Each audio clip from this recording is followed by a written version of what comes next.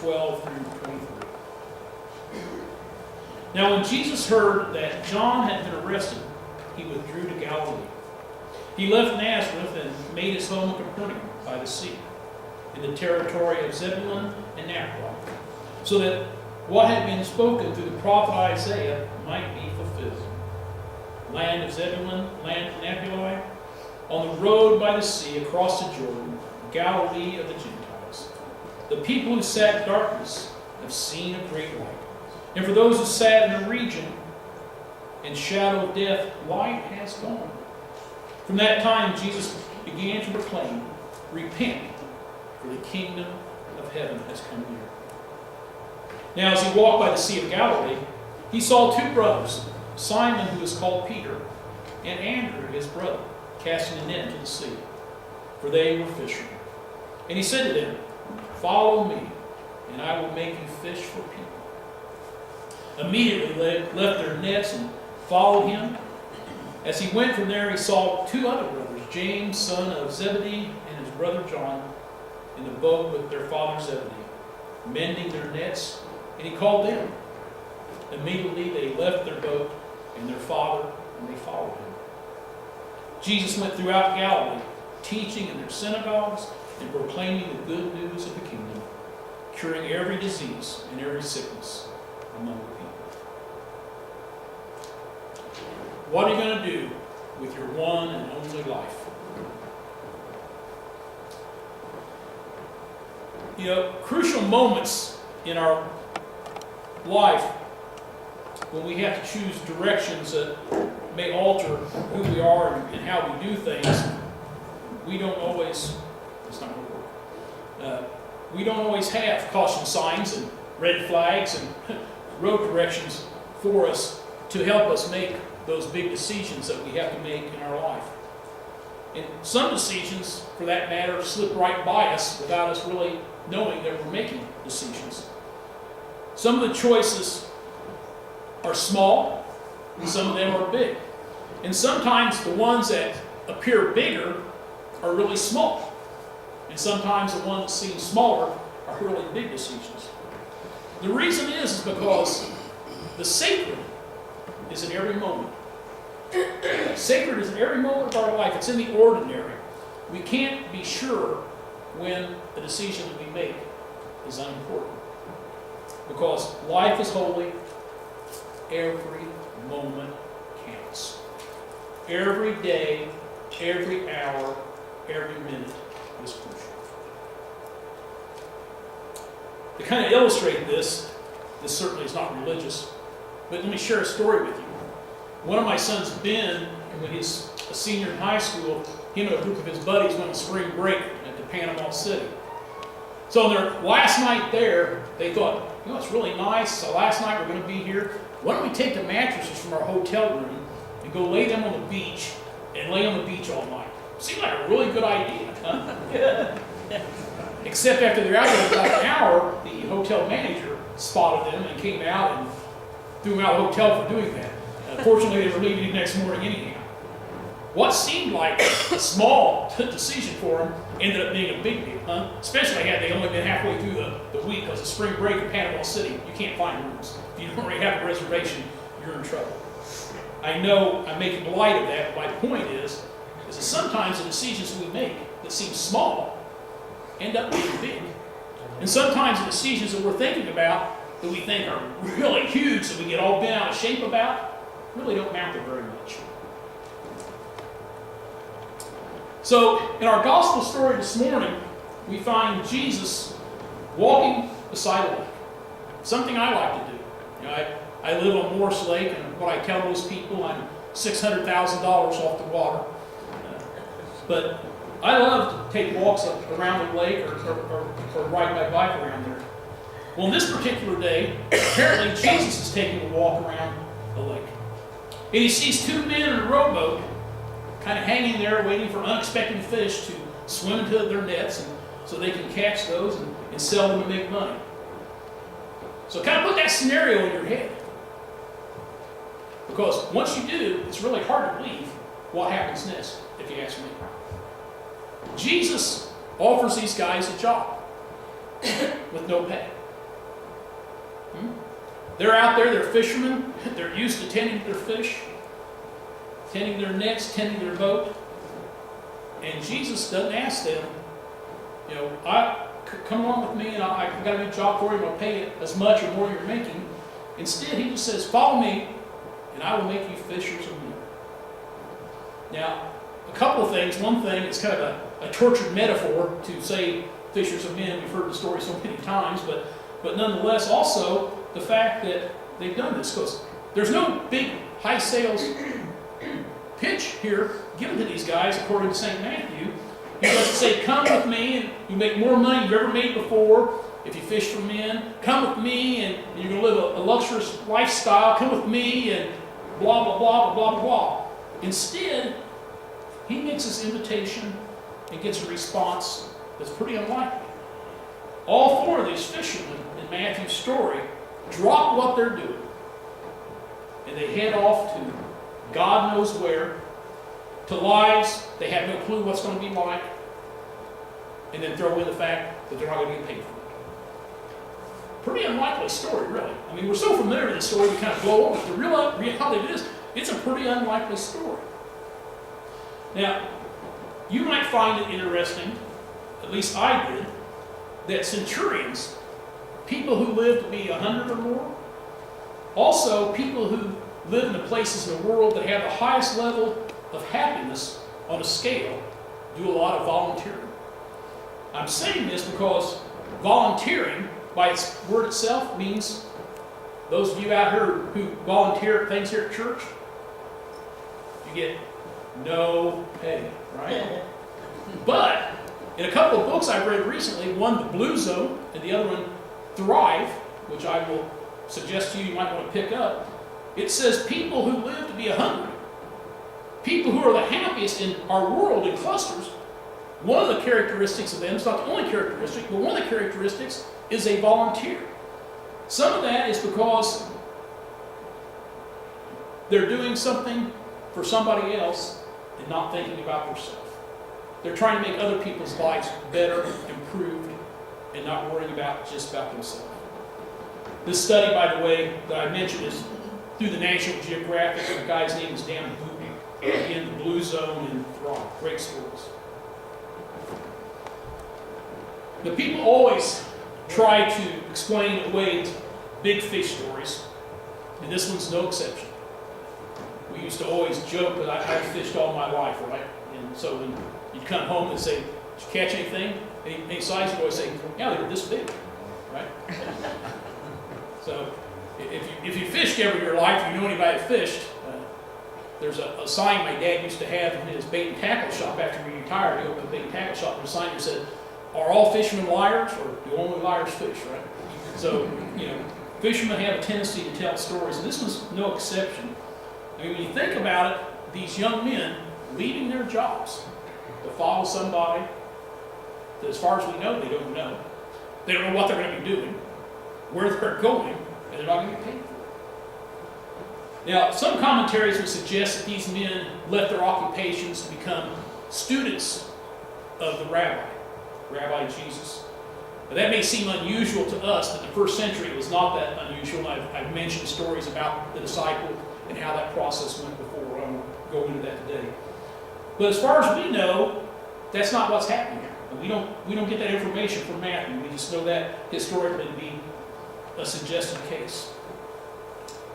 But we do know that the disciples instantly accept Jesus' invitation during this encounter.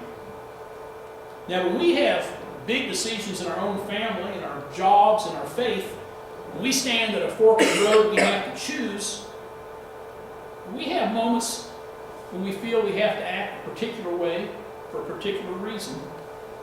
And sometimes we can't really explain why it is we need to make those decisions. Anybody been there before?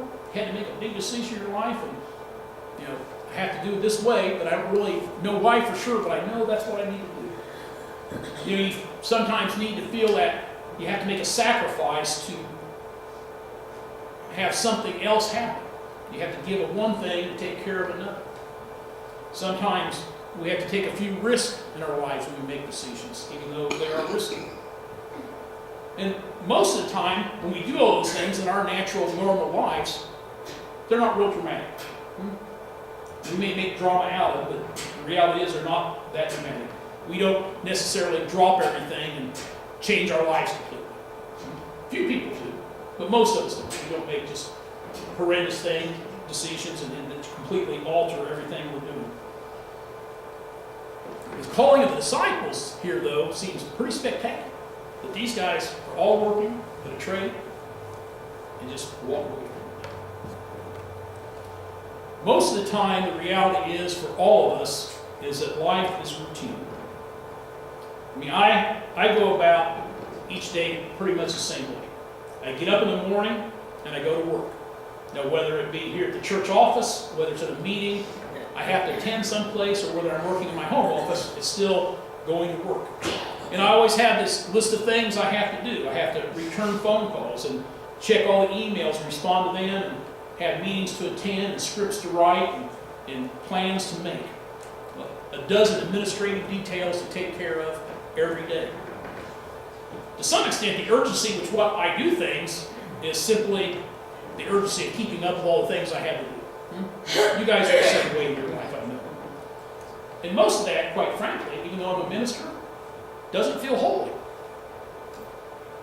My day is filled with pleasant people, and I often think I receive way too much credit for what I do, because while my work is very enjoyable, I don't consider it spectacular. My life doesn't feel as adventurous as the life the disciples lived when they walked with Jesus, leading their nets and following this Jesus to the other one. Now, we have men and women today that live each day in danger because of their faith in some nations in the world, and still profess their faith, knowing that there's great danger. There are people who do astonishing, heroic works. Occasionally, the news, instead of giving us bad news, will tell us a story of someone who's a hero. A young boy recently saved a family from a fire. I think it was a 5 or 6 year old child who saved the entire family from being burnt in their home. There are people who do heroic works. And maybe someday, who knows? Maybe I'll do something spectacular. Huh? Who knows? But for now, I feel called to what I might say is a less dramatic discipleship. Most days, me, and for you folks too, we answer God's invitation to be disciples in the situation we find ourselves in that day and that moment. It may not be too spectacular. I'm sure that Jesus' disciples had days when their lives were filled that they didn't think it was very sensational following this guy. They're probably thinking, man, I should be back on my boat fishing right now. What am I doing? I mean, they're walking up and down the Galilee area, from village to village, from Samaria to Jerusalem and back again. And I'm sure they had days when they thought, boy, not very much going on here today. We talk to those people to try to bring them to our way of discipleship, to God, and they didn't listen to us. So their faith had to be somewhat modest. They had to have times when they thought, this is not very spectacular. I think we feel that way often too. We're thinking, well, we're not making impacts on people's life. We're not bringing people to God. We're not influencing them. We're not working God's ways because I don't see the spectacular stuff happening. We tend to forget that the details of the journey is what faith is about. We want to focus on dramatic conversion, overwhelming encounters with God, and powerful moments of prayer. But the reality is, most of our times are spent in a spiritual talent of just being.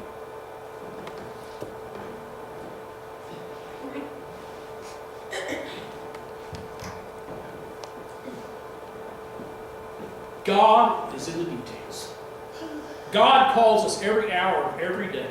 God invites us to be friends, to practice kindness, to pray for our daily bread, to live out our lives in worship, in work, and in study. The routine, the everyday of things, is how we follow Jesus. We follow Jesus when we read scriptures. We follow Jesus when we welcome strangers. And when we welcome friends, when we give each other hugs and handshakes. When we love people who are mourning a death or facing a serious situation in their life. We live out God's call to us. These small things that we do are crucially important. Crucially important. I know those of you who volunteer at the Ronald McDonald House with our mission sometimes think all we're doing is fixing hot dogs or chicken and noodles and these people stuff.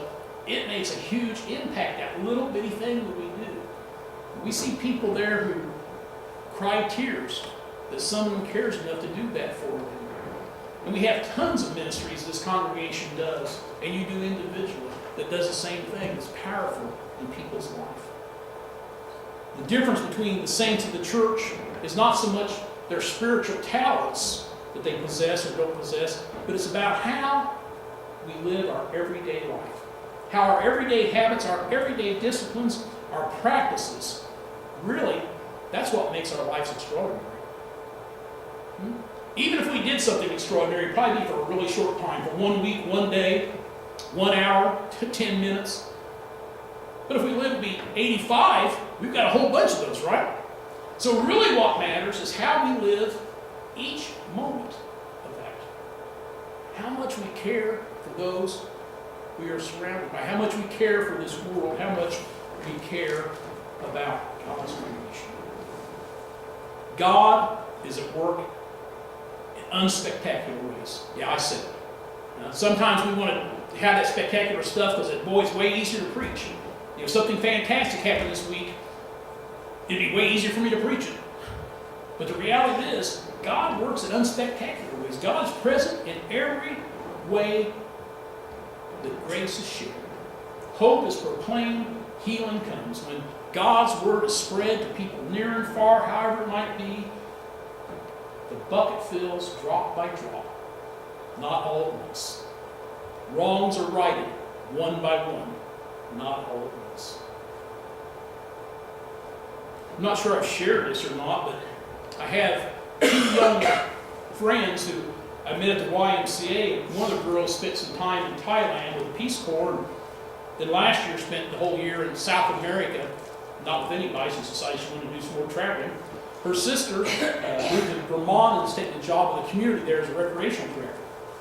Well, interestingly enough, if you look on their Facebook page, it will say that they are atheists, that they don't believe in God. 2 or 3 days this year before Christmas Eve, the oldest girl, the one who lives in Vermont, wrote me and said, "Are you going to have a midnight mass, Brooks?" I said, "Well, we don't have mass in our church, but we are having a candlelight communion service. One of my churches at 7 o'clock and the other one at 11 o'clock. They said, "Well, we might just come." And so at 7 o'clock at the church I was pastoring, they showed up. And they sang our hymns. They lit their candles. They participated fully in everything. When they left, they were excited, said, "This is really, I really love this. This is really neat." They hugged me and they kissed me on the cheek. They said, "We may have to do this again." That's pretty extraordinary in the ordinary, I think. Our calling as people of God is simply to be faithful. To live God's grace on a routine day in ordinary ways. If we pay attention, we'll be surprised at the impact we can have on others' lives. The impact that God has on others' lives through us. It might not be anything extraordinary. It might be something simple. As simple as taking a child to school, hugging someone you love goodbye, eating lunch with a friend, trying to do a decent day's work, talking to a neighbor, coming to worship, mowing someone's yard that can't do it, helping someone up the stairs that's struggling. This so commonplace stuff that we do all the time, we don't really think about, but that's what God's calling us to do every moment of every day, is live out God's love and hope and grace through our lives. Again, I know that it's way easier if we have something spectacular. If we all prayed today and somebody be healed of cancer and they were healed of cancer, boy, we woo, woo, woo, woo, right? But God calls us every day, every moment, not just those big things. Slowly but surely, if we live the way God calls us every day, offering hope, offering grace, offering love to people around us, our attitude changes. We start seeing people in a different light. We can't keep from it. That's God's Spirit working through us. On the day those disciples first followed Jesus, they were brash, impulsive, stubborn, and probably smelled like fish. They had to learn day to day how to be church, how to be disciples, how to be Christians. They didn't step out of the boat and all of a sudden know everything about Christianity, exactly what Jesus wanted to do. They had to learn it day by day. We too have to grow in our faith, not only to be memorable for those never forgotten moments, but also for those moments that are small. Turning on the radio to do better than we did the last hour, to give something that we'd rather keep. Become faithful in a moment that we would rather spend doing something else. Being faithful in an unnecessary word, being faithful in a wasted opportunity. Each time those things happen in our life, each moment, each day, we become closer and closer to following this Jesus. This fellow who walked along the lake and said, "Come, follow me. Follow me. Follow me. I will make you fishers of men." He didn't offer him anything extraordinary. He didn't offer him money and wealth and prestige. In fact, we already know the story. A whole bunch of them were tortured, imprisoned, and killed because they followed him. So he didn't offer them anything glamorous. But he did offer them a relationship with God and a new understanding of creation and humankind that they didn't have before. Come, follow me, follow me. In every moment we live, God offers us another opportunity to take a step forward in the direction toward Christ, to begin anew, to live our life with purpose, to live our life with hope, and to live our life with love. This is the Word of God for the people of God. Praise be to God.